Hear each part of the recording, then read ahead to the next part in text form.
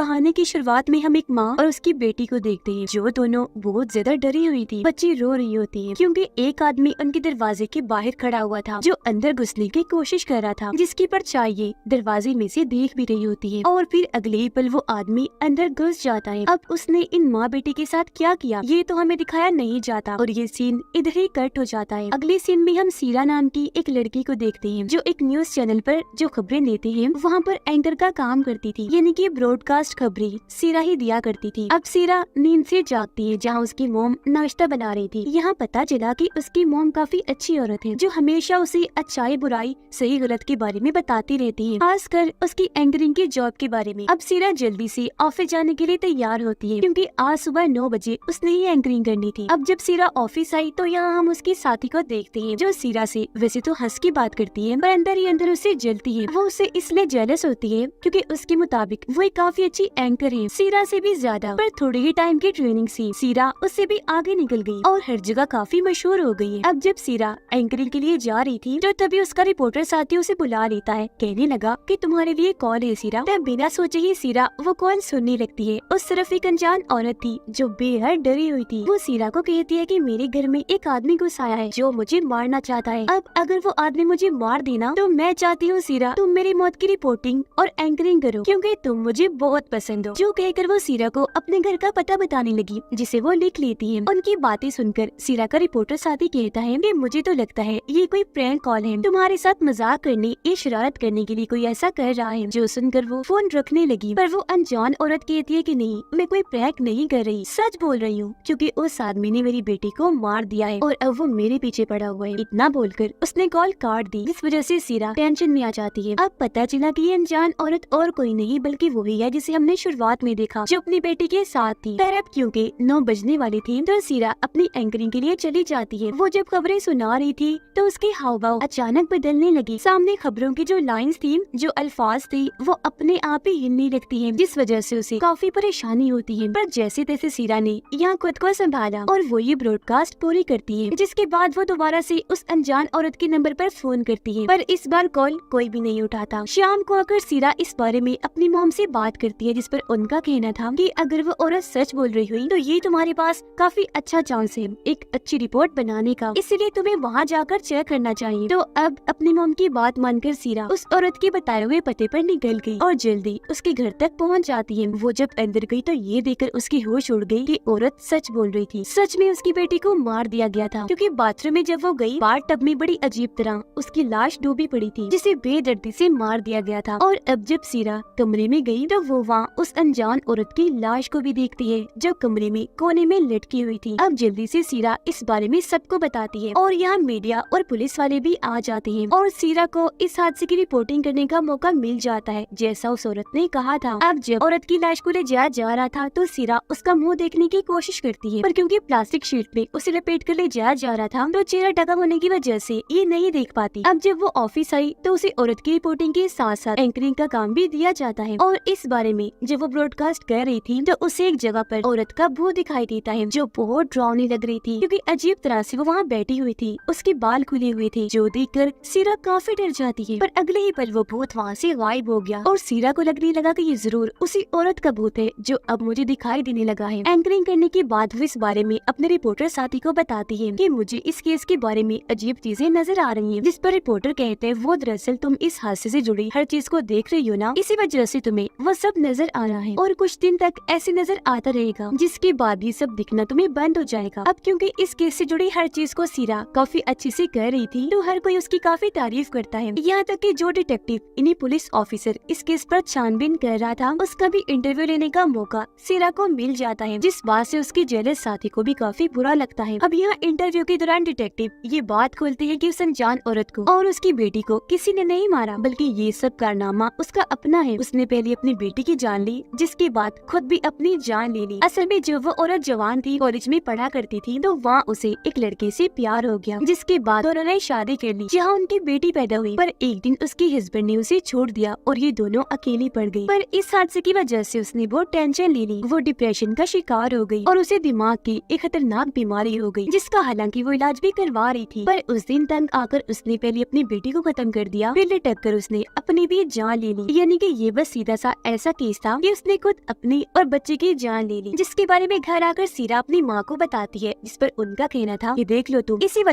वजह से मैं तुम्हें बच्चा पैदा नहीं करने दे रही। मैं नहीं चाहती कि तुम बच्चा पैदा करके अपना करियर खराब करो। अब इनकी बातों से हमें पता चला कि सीरा शादीशुदा है, पर वो अपने हस्बैंड से अलग रहती है। ये नहीं कि उनका डिवोर्स होने वाला है, बल्कि उनकी अलग होने की वजह सीरा की मॉम ही है, क्योंकि वो उसे बच्चा पैदा नहीं करने दे रही। और क्योंकि सीरा अपनी मॉम की हर बात मानती थी, इसी वजह से उसकी अपने हस्बैंड से नहीं बनती थी। अब सीरा ने इस केस को अपने जहन पर कुछ ज्यादा ही सवार कर लिया था, इसलिए वो दोबारा औरत का घर चेक करने के लिए गई, जहाँ उसकी मुलाकात इन्हो नाम के एक आदमी से हुई, जो यहाँ पर कुछ ढूंढने आया था। ये असल में उस औरत का डॉक्टर है जो उसका इलाज कर रहा था। वो जब यहाँ से जाने लगा तो सीरा उसके पीछे गई और औरत के बारे में जानने की कोशिश करती है, जिस पर वो कहता है कि माफ कीजिएगा, पर मैं आपको कुछ नहीं बता सकता, क्योंकि मरीज के बारे में किसी अनजान शख्स को बताना हमारे हॉस्पिटल के असूलों के खिलाफ है। ये बोलकर वो यहाँ से चला गया। पर अब सीरा को इस इनो पर ही शक होने लगा, इसीलिए वो इसके बारे में अपनी छानबीन शुरू कर देती है। उससे पता चला कि इन्होंने उस औरत से पहले एक आदमी का इलाज किया था, पर उस आदमी ने उसके हॉस्पिटल की छत से कूदकर अपनी जान ले ली। अब ये उसके मरीजों में अपनी जान लेने का दूसरा केस था, इसलिए सबको उस पर शक हुआ कि वो आखिर मरीजों के साथ क्या करता है। शक की बुनियाद पर उसे गिरफ्तार कर लिया गया, पर उसके खिलाफ कोई सबूत न मिलने पर बाद में उसे छोड़ दिया गया। अब ये देखकर सीरा के दिमाग में कई सारे सवाल उठे, जिनका जवाब पाने के लिए वो इन्हों से मिलने गई उसके हॉस्पिटल, जहाँ वो बताता है कि हाँ, वो मुझसे इलाज करवा रही थी, क्योंकि उसे दिमाग की एक काफी खतरनाक बीमारी थी। पर जब उसने अपनी जान ली, उससे 2 दिन पहले उसकी मेरे पास कॉल आई थी। उसने मुझे कहा था कि मैं अब इलाज नहीं करवा रही, क्योंकि मैं ठीक हो गई हूँ। वो बातें कर ही रही थी कि तभी सीरा को कुछ होने लगा। वो देखती है कि यहाँ पर हिप्नोसिस की जितनी भी चीजें पड़ी है उनमें अजीब होने लगा। वो खुद ब खुद हिलने लगी। अब हिप्नोसिस एक किस्म की थेरेपी इलाज ही होता है, जिसमें मरीज आंखें बंद करके ख्यालों में चला जाता है, और जो चीज उसकी बीमारी परेशानी की वजह बनी होती है उसे ढूंढकर ठीक किया जाता है और जड़ से उसका खात्मा कर दिया जाता है, जिससे वो इंसान बिल्कुल ठीक हो जाता है। फिर अब यहाँ हिप्नोसिस की चीजों को अजीब तरह से हिलता हुआ देखकर सीरा के साथ भी अजीब होने लगा। वो अपना कंट्रोल खोने लगी। फिर देखते ही देखते उसकी तबीयत खराब होने लगी, उसे उल्टियाँ आने लगती है। फिर अगले दिन जब वो ब्रॉडकास्ट की एंकरिंग कर रही थी तो अचानक उसे फिर से डर महसूस होने लगा। उसे लगता है जैसे उस औरत की आत्मा ने मुझे पीछे से आकर पकड़ लिया है और जोर से सीरा का गला दबा रही है, जिस वजह से उसकी हालत खराब हो गई, क्योंकि वो बेहद डरी हुई थी। अब ये देखकर न्यूज चैनल का मालिक उसे कुछ दिन की छुट्टियां दे देता है, ताकि सीरा थोड़ा आराम कर सके, और तब तक उसकी जगह सीरा की उस साथी को दे दी जाती है कि वो एंकरिंग करेगी, जो उसे जल्दी थी। पर इस बात से सीरा को बहुत बुरा लगता है। सीरा जब घर पर थी तो उसकी मॉम वहाँ आकर बिला वजह उसे डांटने लगती है और उसे बुरा भला कहते हुए काफी बातें सुनाने लगती है कि तुमने शादी क्यों की, क्योंकि इस वक्त उन्होंने काफी शराब पी हुई। पता नहीं वो क्या क्या बोलती जा रही थी। इस बात से गुस्सा होकर सीरा अपनी मॉम को कमरे से निकाल देती है, क्योंकि वो रोज रोज अपनी माँ की ऐसे शराब पीने से तंग आ चुकी थी। अब सीरा को पता चला कि इन्हों की खास खूबी ये है कि वो हिप्नोसिस करके अपने मरीजों का इलाज करता है और उन्हें उनके डर से निकालने की कोशिश करता है। अब ये जानकर सीरा को शक हुआ कि कहीं इन्होंने ऐसा तो नहीं किया कि पहले उसने उस औरत को हिप्नोसिस करके अपने कंट्रोल में किया और बाद में उसे ये सब करवाया, यानी अपनी बेटी को मारने और अपनी जान लेने पर मजबूर किया। ये सोचकर वो दोबारा इन्हों से मिलने गई, जहाँ वो उसे एक डायरी दिखाते हुए बताता है कि उस दिन उस औरत के घर में यही लेने गया था। अब डायरी को चेक करने पर सीरा को पता चला कि उस औरत को दरअसल मल्टीपल पर्सनैलिटी डिसऑर्डर था, यानी इस बीमारी में इंसान एक पर्सनैलिटी शख्सियत के साथ नहीं जीता, बल्कि कभी वो कोई बन जाता है तो कभी कोई, जैसे कि वो अपनी माँ का रूप भी ले सकता है, किसी डॉक्टर का भी तो किसी टीचर का भी, या जो उसके दिमाग में चल रहा हो वो भी बन सकता है। इन्हों बताता है कि जब उस दिन वो औरत अपनी किसी दूसरी पर्सनैलिटी में गई तो उसने पहले अपनी बेटी को मारा, फिर अपने भी जान ले ली। यह सीरा उसे बताती है कि जब से मैंने भी इस केस की छानबीन की, उस औरत का भूत मुझे भी बार बार दिखाई दे रहा है। हर बार आकर वो मुझे डरा देती है। जो सुनकर इन्हों कहता है कि ऐसा नहीं हो सकता, क्योंकि तुमने तो उसकी शक्ल ही नहीं देखी, तो फिर तुम कैसे कह सकती हो कि वो औरत ही आकर तुम्हें डरा रही है? जरूर तुम्हारे साथ कोई और मसला होगा। अब सीरा को क्या मसला था और वो किसके भूत को देख रही थी, ये चेक करने के लिए इन्हों उसकी भी हिप्नोसिस करता है। और अब जैसे सीरा हिप्नोसिस में जाकर ख्यालों में गई, उसे खेतों के बीच एक गोदाम दिखाई दिया गया, जिसके अंदर वो चली जाती है। सीढ़ियों से नीचे जब वो आई तो उसी औरत के कमरे में आ जाती है, पर उसे यहाँ अजीब लगा, इसलिए वो यहाँ से बाहर निकलने का सोचती है। वो भी पहला ही कदम बाहर रखती है कि तभी कोई उसका गला पीछे से पकड़ लेता है। असल में भी उसने अपना गला पकड़ लिया था, जो देखकर इन्हों उसे कहते हैं कि उसका चेहरा देखने की कोशिश करो जो तुम्हारा गला घोट रहा है। पर इस चीज में सीरा कामयाब नहीं हो पाती और एक झटके के साथ वो हिप्नोसिस से बाहर आ जाती है। अगले दिन जब वो अपने काम पर गई तो उसे पता चला कि उसकी बजाय अब लोग उसके साथी को ज्यादा पसंद कर रही है, जिस वजह से उसे जॉब से निकाल दिया जाता है। उसे बहुत बुरा लगा, दुख भी हुआ, तो फौरन घर आ जाती है। परेशान थी तो सो गई, जिस बीच तभी उसे इन्हो फोन करता है, जो फोन उसकी मॉम उठाती है, जिससे उसकी मॉम को पता चला कि सीरा उसे अपना इलाज करवा रही है। जिस पर उसकी मॉम कहती है कि आइंदा के बाद वो तुम्हारे पास आकर अपना कोई इलाज नहीं करवाएगी। अगले दिन सीरा से मिलने उसका हस्बैंड आया, जो उसे साथ चलने को कहता है ताकि वो एक साथ रह सके, पर इस बार भी उसने जाने से साफ साफ मना कर दिया। जिस पर उसका हस्बैंड कहते हैं कि हमारा रिश्ता टूटने की नौबत पर आ गया है, इस रिश्ते में दरार तुम्हारी माँ की वजह से आई है। जो सुनकर सीरा को बहुत बुरा लगा और वो अपने हस्बैंड पर गुस्सा करके उसे यहाँ से जाने का कहती है। इसी बीच जब सीरा और उसका हस्बैंड बाहर आए तो वो देखते हैं कि किसी ने घर के सारे गमले तोड़ दिए हैं और वहाँ पर एक मैगजीन को भी फाड़ के फेंका हुआ है, जिसमें सीरा की शादी की तस्वीर थी। अब ये देखकर सीरा अपनी मॉम से मिलने उनके दूसरे घर गई, जहाँ पर भी उसकी मॉम नहीं थी, क्योंकि वो तो सीरा के ऑफिस उसकी साथी से मिलने गई थी, जिस बात का शक सीरा को भी हो गया था। उधर इन्हो सीरा के हस्बैंड से मिलने आया, क्योंकि उन्हें कोई बात करनी थी। यहाँ उन्हें पता चला कि सीरा माँ बनने वाली है और उसकी मोम पहले वहाँ न्यूज एंकर रह चुकी है, जहाँ पर सीरा जॉब कर रही थी। सीरा की मोम उस न्यूज चैनल की ऑफिस पहुँच गई थी, जहाँ वो उसकी साथी को अकेले में मिलने को बुलाती है और बातों ही बातों में चालाकी से उसके पेट में चाकू घुसा देती है। उधर इन्हो और सीरा का हस्बैंड एक गोदाम में जाते हैं, जो सीरा के मोम के घर के पास ही था। ये जब अंदर गई तो पता चला कि वही गोदाम है जो सीरा ने हिप्नोसिस में देखा था। अब जब ये दोनों इन्हें सीरा का हस्बैंड और इन्हो गोदाम के अंदर गई तो इन्हें वहाँ सीरा की मोम की लाश मिलती है, जो फांसी से लटकी हुई थी, पर लाश की हालत बहुत बुरी हो चुकी थी, वो पूरी तरह गल सड़ गई थी। अब यहाँ सवाल ये उठता है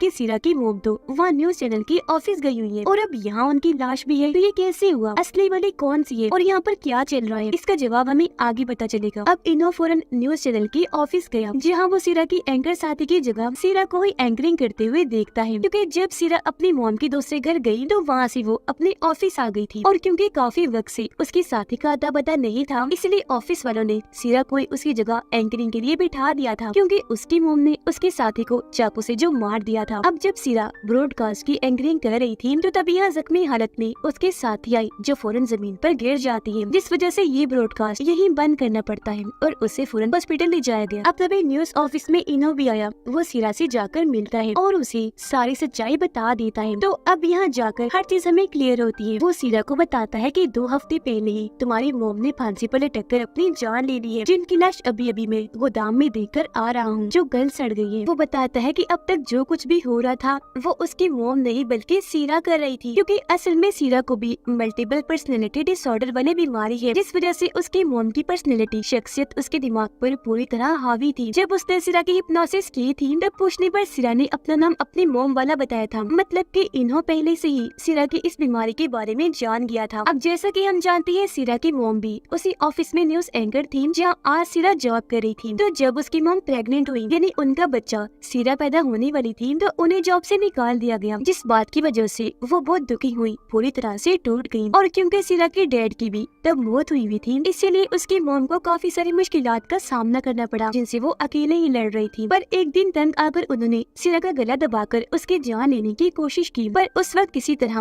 वो बच गई। बस तभी से उसकी मोम डिप्रेशन में चली गई और उन्हें शराब की बुरी लत लग गई। फिर जब सीरा बड़ी होकर अपनी मोम की ही तरह न्यूज एंकर बनी, तो उसकी मोम ने उस पर अपना कंट्रोल करने की कोशिश की, क्योंकि वो नहीं चाहती थी कि जैसा मेरे साथ हुआ वो सीरा के साथ भी हो। वो भी मेरी तरह बच्चा पैदा करके अपनी जिंदगी पर बात करी। पर जब सीरा प्रेग्नेंट हुई तो उसने अपनी मोम के पास जाकर इस बारे में बताया, तो उसकी मोम जरा भी खुश नहीं हुई। वो उसे कहती है कि ये बच्चा करके तुमने अच्छा नहीं किया, जिस पर सीरा रोते हुए जवाब देती है कि आपने कौन से मेरे साथ अच्छा किया, बचपन में जो आपने मेरा गला घोटने की कोशिश की उसकी दहशत में मैं आज तक जी रही हूँ। जिसका मतलब कि यही वजह है सीरा को हर वक्त लगता है कि कोई उसका गला घोटकर उसे मारने की कोशिश कर रहा है। अब ये बात सुनकर उसकी मोम को अपनी गलती का एहसास हुआ और वो चुपचाप वहाँ से चली गई और सीधा गोदाम के बेसमेंट में आ गई। फिर थोड़ी देर बाद जब सीरा को अपनी गलती का एहसास हुआ तो वो अपनी मोम से माफी मांगने के लिए वहाँ चली गई, पर वहाँ उसने देखा कि मोम ने फांसी से लटककर अपनी जान ले ली है और ऐसा उन्होंने शर्मिंदगी और डिप्रेशन की वजह से किया था। जो सदमा सीरा से बर्दाश्त नहीं हुआ, उससे भी शर्मिंदगी हो रही थी, जिससे बचने के लिए उसके दिमाग ने उसकी मोम की पर्सनैलिटी को ही अपने अंदर पैदा कर लिया। और यही वो वक्त था जब सीरा को मल्टीपल पर्सनैलिटी डिसऑर्डर की बीमारी हो गई और इसी के बाद से जो कुछ भी हो रहा था वो सीरा की मोम नहीं बल्कि खुद सीरा कर रही थी। और इन लोगों को गोदाम में जो लाश मिली थी वो सीरा की मोम की 4 हफ्ते पुरानी थी, जब वो सड़ रही थी। तो अब सीरा को उसकी मोम से अलग करने के लिए इन्हों दोबारा से उस पर हिप्नोसिस करता है, जहाँ पर सीरा ने देखा कि मेरी मोम मेरा सीरा गला घोटकर मारने की कोशिश कर रही है। ये देखकर इनो उसे कहता है कि कैसे भी करके अपनी मोम को खुद से अलग कर दो, जिस पर उसने ऐसा किया और उसने ग्लास के कांच से अपनी मोम पर हमला करके उन्हें मार दिया। पर हकीकत में उसने खुद को ही कांच मार लिया था, जिसके बाद उसे हॉस्पिटल भेज दिया गया। वो कोमा में जा चुकी थी। फिर 3 हफ्ते बाद उसे होश आई, जहाँ उसे सही सलामत देखकर उसका हस्बैंड बहुत खुश हो जाता है। अब यहाँ हमें पता चला कि सीरा को ये बीमारी कब से थी, पर जब उस अनजान औरत ने सीरा को कॉल की तो उसके अंदर ये बीमारी जाग उठी और इसने तब अपना रोग दिखाना शुरू किया जब उसकी मॉम की मौत हो गई थी। वजह ये है कि सीरा और उस औरत की जिंदगी एक जैसी थी, दोनों ही परेशान डिप्रेशन में थी। यही वजह है